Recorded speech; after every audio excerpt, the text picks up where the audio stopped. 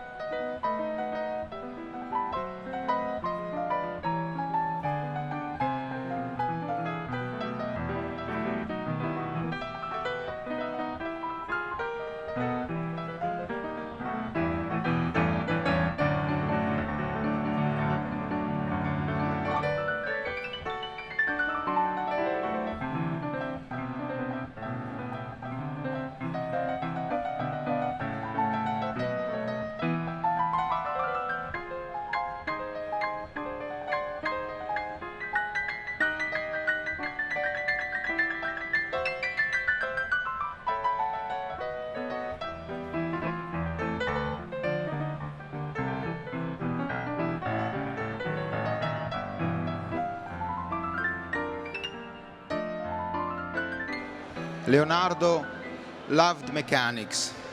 He wrote that mechanics are the paradise of mathematical science because here we come to the fruits of mathematics. Therefore, Leonardo understood the fantastic predictive capabilities of mechanics. Galileo Galilei was concerned mainly with strength. We see here ideal tensile and bending tests. Leonardo also considered strength. We may see on the left a sketch of a tensile test on a rope, and on the right, beam buckling. However, Leonardo also considered elasticity, and we see here example of beams deformed in flexure. And Leonardo understood that elastic strain can store it and can be released to be exploited. For instance, to design weapons able to throw projectiles.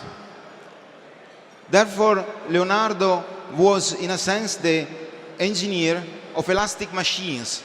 And we may see here examples of machines which can move releasing elastic energy. We have reproduced one of the Leonardo's experiments. We see his sketch on the left. This experiment is interesting because it's a basic problem in soft robot arms. It's a robot arm which is lifting a weight. And we may see on the right the modern realization of this experiment. This is a movie of the experiment where we see the soft, the deformable arm lifting a weight. Leonardo did not consider loads superior to buckling, But when the applied load is higher than buckling, there is an instability and a sudden release of elastic energy. So there is a dynamic motion. Leonardo understood the analogy between hair curls and water eddies.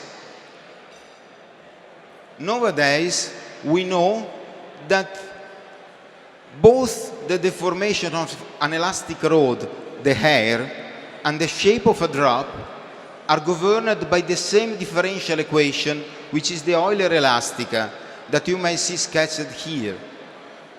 And this movie compares the formation of a drop and the deflection of an elastic rod loaded transversally. We might see that the shapes are the same, and the shapes are the same because they are governed by the same equation.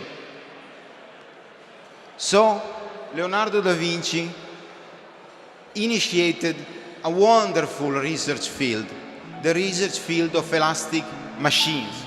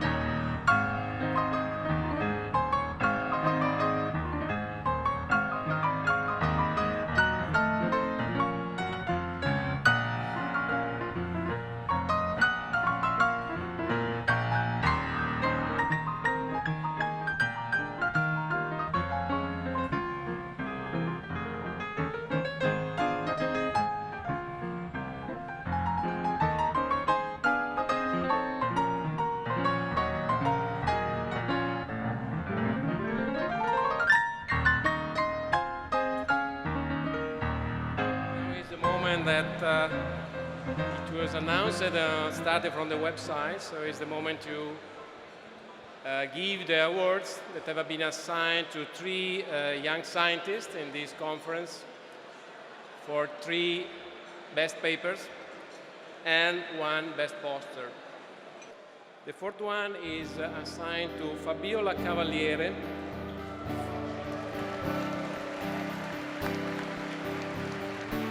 for a paper entitled Efficient to Scale Simulations of Engineering Structures Using the Hutchins-Strickman Type Finite Element Method.